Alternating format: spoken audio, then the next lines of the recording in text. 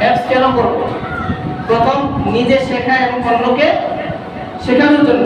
খায়রুকুম মান তাআল্লামাল কুরআনা ওয়া আল্লামা, তোমাদের মধ্যে সর্বোত্তম ওই ব্যক্তি যে কুরআন শিখে এবং অন্যকে শিক্ষা দেয়। দ্বিতীয় হচ্ছে গিয়ে উপদেশ গ্রহণ করার জন্য। ওয়ালাকাদ ইয়াসসারনাল কুরআনা লিযিকরি ফাহাল মিন মুদ্দাকির, যে কুরআনকে আল্লাহ পাক রব্বুল আলামিন সহজ করে দিয়েছে কিসের জন্য? উপদেশ গ্রহণ করার জন্য। ফাহাল মিন মুদ্দাকির, আছে কি তোমাদের মধ্যে থেকে কোনো উপদেশ গ্রহণকারী? তাহলে আমাদের এই কুরআনের উপদেশ কি করো? গ্রহণ করো। 3 নাম্বার, আমরা কেন হেফজ করব? নিজের এবং অন্যের হেদায়েতের জন্য। নিজের এবং অন্যের হেদায়েতের জন্য। ইন্না হাযাল কুরআন ইয়াহদি লিল্লাতী হিয়া আকওয়াম, নিশ্চয়ই এই কুরআন এমন পথ দেখায় যা সহজ সরল। ওয়া ইউবাশশিরুল মুমিনিনা আল্লাযীনা ইয়া'মালুনাস সালিহাত, যে মুমিনরা সৎ কাজ করে তাদেরকে সুসংবাদ দেওয়ার জন্য। যে আন্না লাহুম আজরান কাবীরা, তাদের জন্য রয়েছে মহান পুরস্কার। তাদের জন্য কি রয়েছে? মহান পুরস্কার রয়েছে।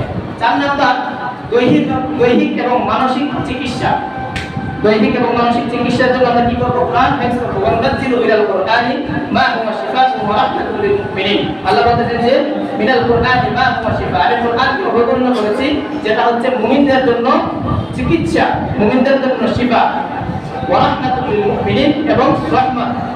ওয়ালা ইয়াজিদু যালিমিনা ইল্লা খাসারা, তবে এই কুরআন শুধুমাত্র মুমিনদের জন্য রহমত এবং শিফা, আরোগ্য, চিকিৎসা।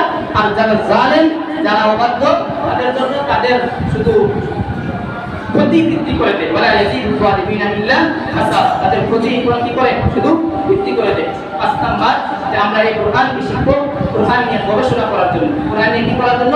চিন্তা ফিকির করার জন্য। আফালা ইয়াতাদাব্বারুনাল কুরআনা আম আলা কুলুবিন আকফালুহা, আফালা ইয়াতাদাব্বারুন, তারা কি কুরআন নিয়ে চিন্তা ফিকির গবেষণা করে না? নাকি তাদের অন্তরের মধ্যে মোহর মেরে দেওয়া হয়েছে? নাকি তাদের অন্তর তালাবদ্ধ? তো আল্লাহ তাআলা আমাদের সবাইকে কুরআন হেফজ করা এবং সাথে সাথে কুরআন অনুযায়ী আমল করার তৌফিক দান করুন। প্রত্যেককে হাফেজ এবং হক্কানি আলেম হওয়ার তৌফিক দান করুন। আমাদের স্মৃতিশক্তিকে বাড়িয়ে দিন।